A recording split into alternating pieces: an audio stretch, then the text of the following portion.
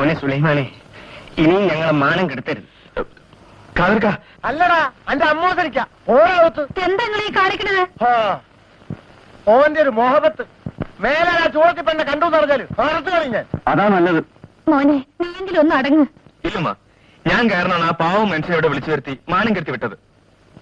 എന്റെ ബാപ്പായ്ക്ക് തടിക്കച്ചവടം അറിയൂ. മനുഷ്യനെ അങ്ങനെ കണക്കാക്കിയിട്ടുള്ളൂ. അളന്നും മുറിച്ചും കച്ചവടാക്കാൻ ഞാനത് നിൽക്കില്ല.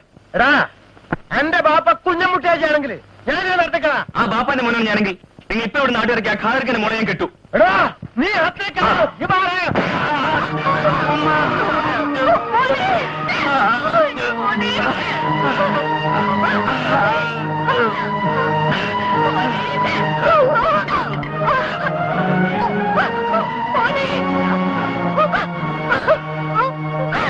പോകാൻ പറ്റില്ല.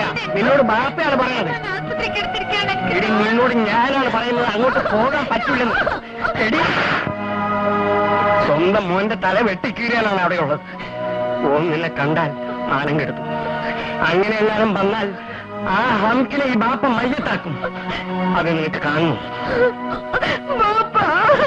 മോളെ,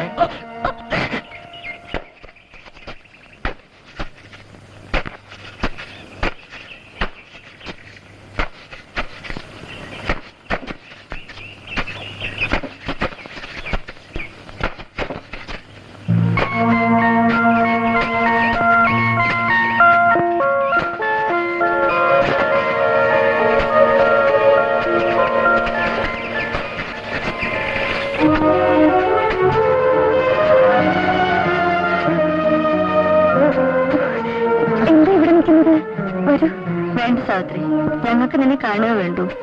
ഉണ്ണേട്ടൻ ഇവിടെ ഉണ്ട്. കണ്ടു. നിന്റെ കാര്യം ഓർത്ത് അമ്മയ്ക്ക് വിഷമം. എന്നും കരയും. എനിക്കിവിടെ സുഖമാണ് അമ്മയോട് പറയുമെടുത്തി. നിങ്ങളെയൊക്കെ വിട്ടിട്ട് പോകുന്നതിലെ വിഷമമുള്ളൂ. കരയരുത് സാവിത്രി. എല്ലാ ഭാഗ്യവും ഒരാൾക്ക് ഒന്നിച്ച് കിട്ടില്ലല്ലോ. അച്ഛൻ ഇപ്പോഴും എന്നെ ശപിക്കാവൂലേ? അതോർത്ത് നീ വിഷമിക്കണ്ട. അച്ഛനൊരു ഭാരം ഒഴിഞ്ഞൊന്ന് കൂട്ടിയാ മതി. ഇപ്പോ ഞങ്ങൾ അമ്പലത്തിലേക്ക് പോലും വിടില്ല. ഇങ്ങോട്ട് ഒളിച്ചാ പോകുന്നത്. അച്ഛൻ അന്വേഷിക്കുന്നതിന് മുമ്പേ വീട്ടിലെത്തണം. പോട്ടെ സാവിത്രി, പോട്ടെ.